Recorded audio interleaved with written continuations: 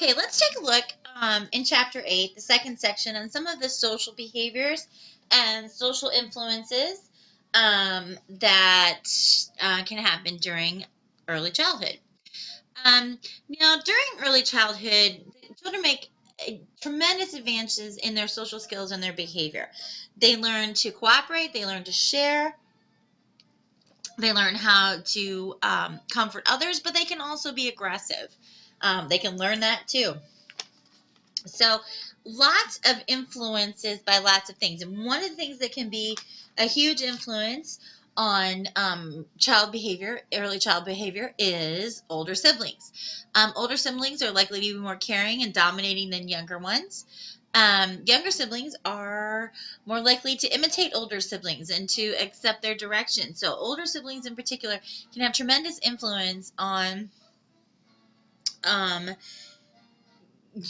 younger sibling in terms of teaching them, of nurturing them, helping them learn to cooperate.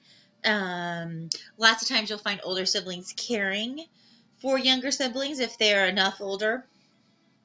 Now, sibling rivalry can happen and does happen and is normal. And resolving those rivalries, having those rivalries, can have a positive effect, can help to develop self-identity, figure out who you are, better ability to raise your own children when you see those sibling rivalries, and you better understand them, and just being more socially competent. The more parents play favorites, though, between children, the greater the conflict is going to be. Now, sometimes, speaking of siblings, when a sibling is born and there was already a kid there and another one's born, preschoolers can sometimes have a tough time dealing with that. They can get stressed out and become anxious, even though they're not able necessarily to verbalize it. They can feel like the baby has taken their place, so they feel displacement. They can feel resentful because the new baby is getting all kinds of attention, and sometimes they will do what's called regression. They will tend to regress to more to earlier behaviors, more baby-like behaviors. Toileting accidents may start. Crying, clinging, not being able to do things that they normally would. They see the baby with a bottle, wanting a bottle, things like that. Then usually they grow out of it. It can happen. It usually doesn't last for long. Just a little reassurance is all it takes, and a little time.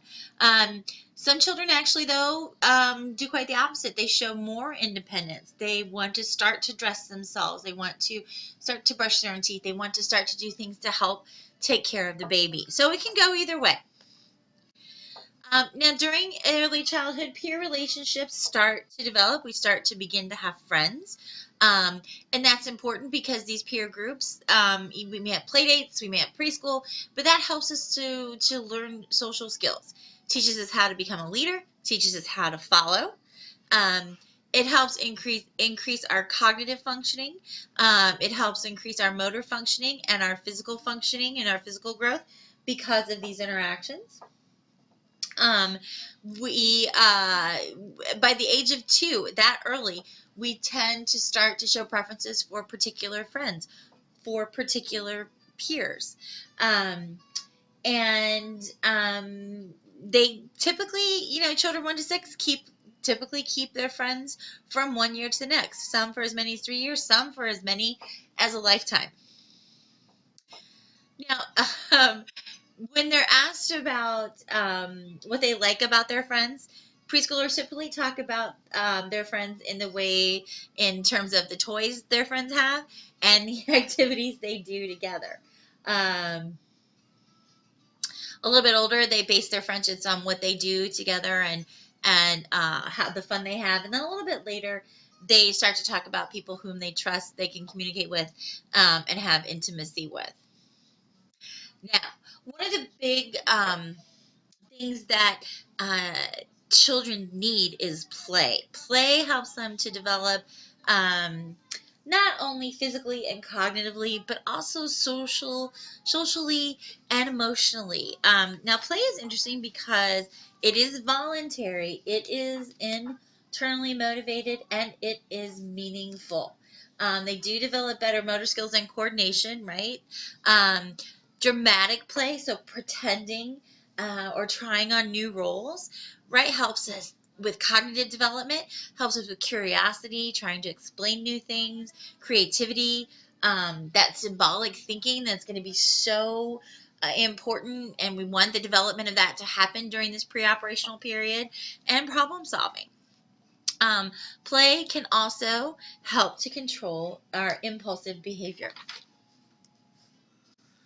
Now, when we look at play and its influence on cognitive development, of course, we're going to look at Piaget. Now, Jean Piaget was responsible for identifying 4 different kinds of play. Each new level, let's say, describes an increase in cognitive complexity. So we have functional play. Now, this happens. Remember we talked about the sensory motor period a couple chapters ago, from birth to 2, and so functional play is going to occur during this stage, and that involves things like rolling a ball, laughing, repetitive motor activities, things like running, things like that. Then we move on to symbolic play. Now, this is at the end of the sensory motor stage, sort of the beginning of the pre-operational stage. It's called pretend play, too. Can also be called imaginative or dramatic play. It helps us, it's when we create settings, and when we create characters, when we create scripts. So we're pretending something. We're pretending to be a mommy or a doctor or a daddy or a dog or whatever. That's symbolic play. Now, the next level described by Piaget is constructive play.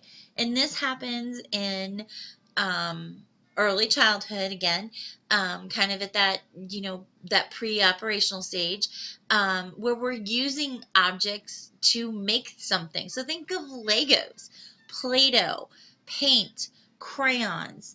We're making a tower of blocks. We're drawing a picture. So we're using things to make other things, and we're constructing. And so Piaget called this stage constructive play. And then lastly, we have formal games. Now, these could be games with rules. They could be board games. Think about board games you may have played when you were little, Chutes and Ladders, Candyland, things like that. It could be something like hopscotch. It could be a ball game. It usually involves social interaction as well as a physical activity. It definitely has rules. These games can be, games that are taught to them, board games, or it can be a game that they invented themselves. This isn't just something that happens in early childhood. People play games once they learn how for the rest of their lives. Think about baseball and football and basketball, soccer, volleyball, anything that we can consider board games for families, card games, poker. All of these things are formal games, and obviously require a higher level of cognitive skill than, say, symbolic play. And so those are the 4 kinds of plays and characteristics of play defined by Piaget. Now, we look, another sort of idea about play comes to us from Parten. And this was way back in 1932, and this has kind of stood the test of time.